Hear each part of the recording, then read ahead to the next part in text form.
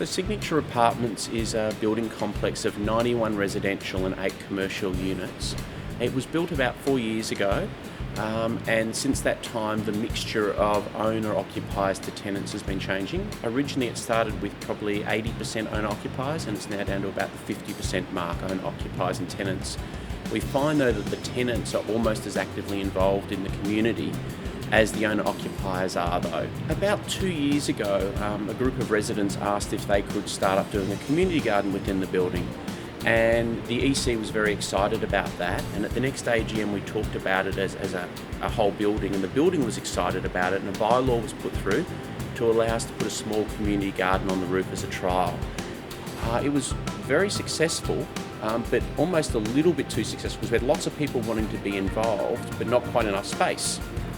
We'll put forward an opportunity to get a whole lot of self-contained planter boxes, which would allow us to have a lot more gardens around the building. We had 3 or 4 formal gardens around the building and the community garden on the roof, but we had a lot of people that wanted to be more actively involved in doing herb gardening or small vegetable gardening, so it was a great opportunity for us. And we wanted to make it that people could have their own garden bed to look after if they wanted to, or if they didn't want to, that they'd be able to use the resources from them, the give a little, share a little kind of philosophy that they run from some of the other community garden groups. And in doing that, to start with, we got a couple of the most keen gardeners around the building, the people who really said they wanted to be involved, and they started putting plants and herbs and vegetables into probably about 20 or 25 of them within that first week. And that way you could see things starting to come up. Now, some of them though were seeds, and that became one of the interesting ones because now we just had bare dirt. It didn't look all that exciting. So we also started buying some plants that were a little bit more mature, and we also started getting some flowers and things in to make it a little bit more lively as well as just being herbs and vegetables. It's been a bit of everything. To start with, it seemed to be a lot of us put in a lot of mint, and a lot of us put in a lot of parsley, and there was a lot of doubling up. And to start with, we were also putting in whole beds of the same thing, and that was a big mistake, which we didn't realise. And we've learned a lot through trial and error. And when we put in a whole bed, say, of mint, then the bugs would come and attack the mint.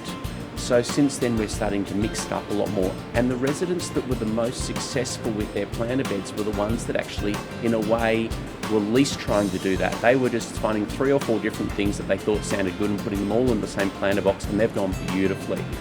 So we've had things like cherry tomatoes, lots of chilies. We've even had cauliflower and broccoli growing, lettuce, lots of different types of mesclun lettuce and rocket, all the different herbs you can imagine.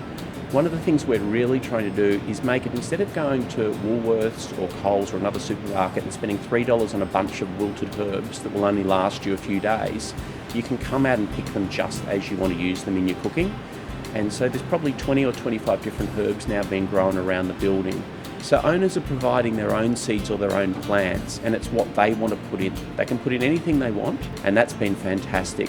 Also, a few of the seeds have been propagated, have been literally out of our compost. So we've had occasional tomatoes pop up around the place that no one planted, and that's because the compost hadn't stewed quite enough at the time before it went in. The main lesson we've learned is trying to get the mix right early on, and that's both the mix in what goes into the planter boxes and also trying to get as many people involved in getting things in. We've always had a group of, say, 10 or 15 people in the building that have known each other, that we know of, and have socialised with each other maybe, or come along to the Christmas parties or come along to the different events that we've held. But since the planter boxes came in, whether it be moving them in or actually doing the planting, there's a lot more people that are knowing each other and talking to each other. So quite often you'll come up here to level 3 to get some chilies or get some lettuce or something, and there'll be people up there working on their gardens, or people up there chatting to them working on their gardens that are just wandering to their unit or wandering down to their car. So a lot more social interaction in the building since we put them in. And it's a talking point. It gives people a reason to stop in the community areas rather than just moving through them quickly and trying to get to their destination.